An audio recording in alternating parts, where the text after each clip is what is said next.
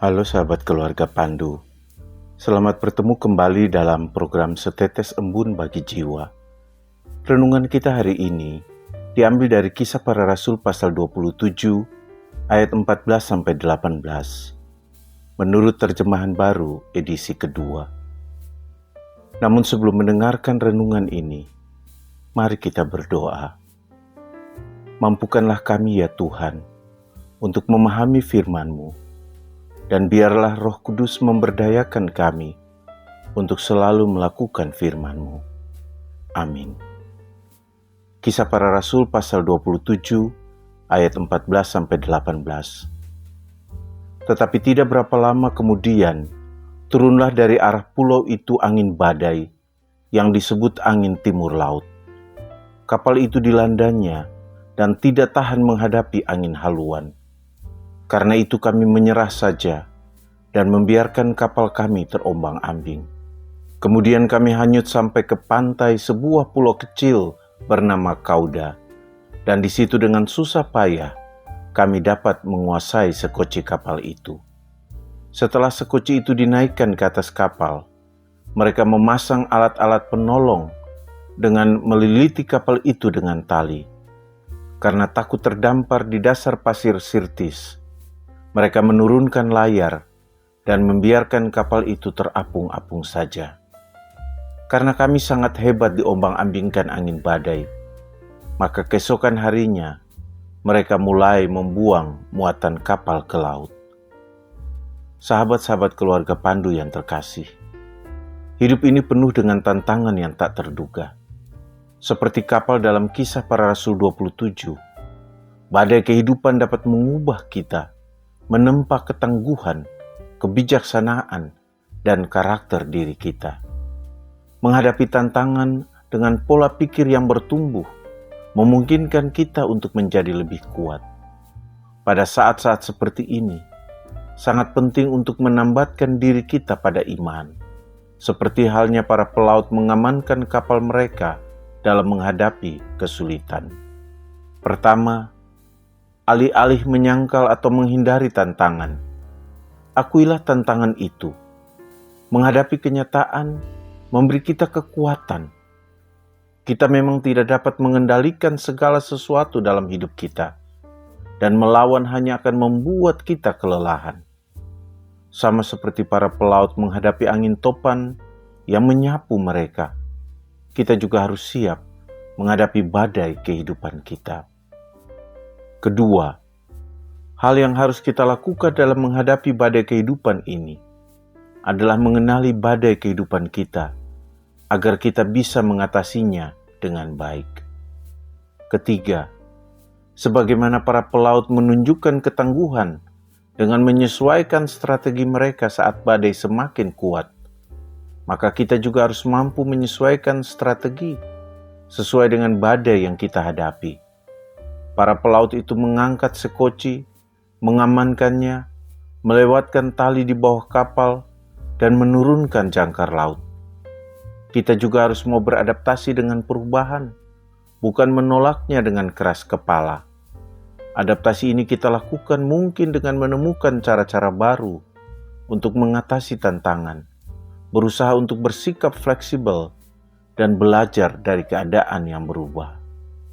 Keempat, sebagaimana yang dilakukan para pelaut dalam menghadapi badai kehidupan, kita juga perlu melepaskan beban dan gangguan yang menghalangi kemajuan kita.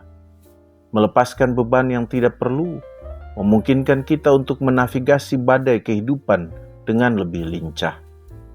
Dalam hidup, terkadang kita harus melepaskan hal-hal seperti mimpi, ambisi, atau harta benda untuk maju dan bertahan hidup.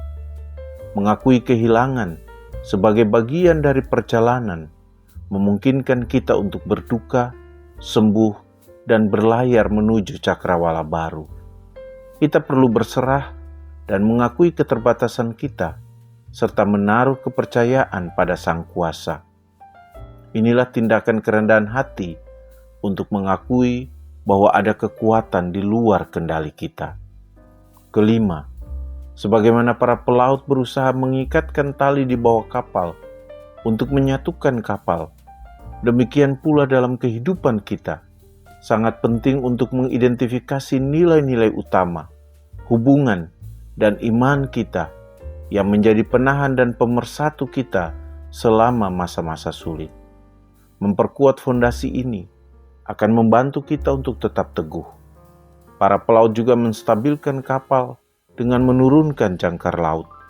Dengan cara yang sama, kita juga perlu bijaksana dan mencari bimbingan selama masa-masa sulit dalam hidup kita. Hal ini dapat dilakukan dengan cara berdoa, mencari nasihat, atau memanfaatkan pengalaman-pengalaman yang kita miliki. Di masa-masa sulit, biarkan kebijaksanaan menstabilkan kita. Keenam, para pelaut bekerja sama untuk mengamankan kapal, menunjukkan persatuan dalam kesulitan.